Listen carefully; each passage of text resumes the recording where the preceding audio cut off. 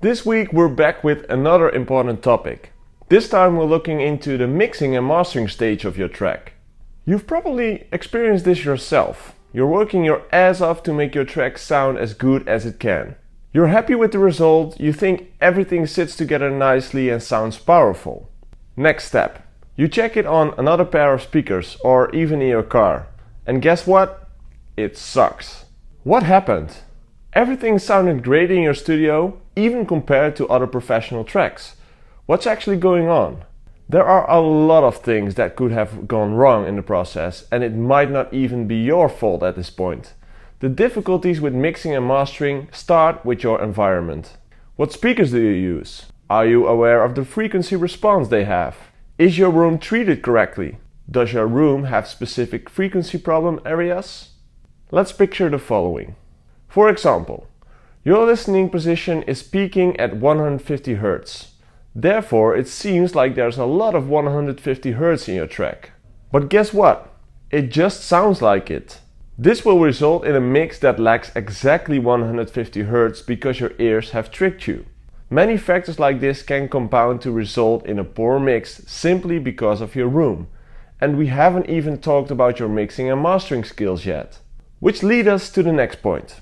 Have you trained your ears to hear specific frequencies and problems in your mixdown? It's like training a free kick. Ronaldo and Messi aren't the best at it because they are gifted.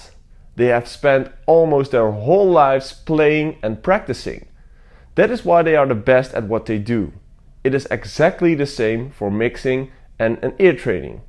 A professional who has mixed or mastered for years or even decades simply hears more accurately than you do. They have the knowledge, the equipment, and the treated room. Basically everything it takes to create a competitive track. Of course, most professionals work with a budget. What if you don't have any money to spend on a mixdown? If you have followed me for a while and watched my other videos, you'll probably know what's coming up next. Networking and bringing value to other people's life.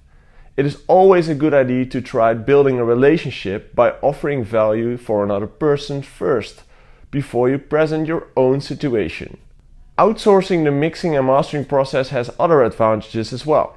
You can focus on creating the track because you know there's someone else in the process who can address problems or guide you in fixing them.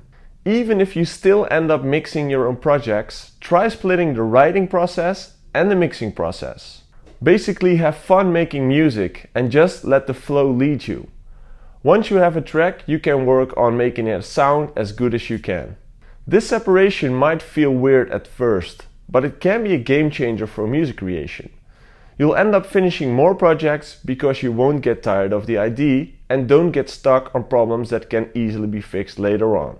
As always, making music is a personal experience and this technique might not suit everyone. If you want to mix and master your own music, check out your ear training resources linked down below. These resources also help with writing better melodies and chord progressions. Try them out and let me know how it worked for you in the comments. I'm looking forward to hear your story.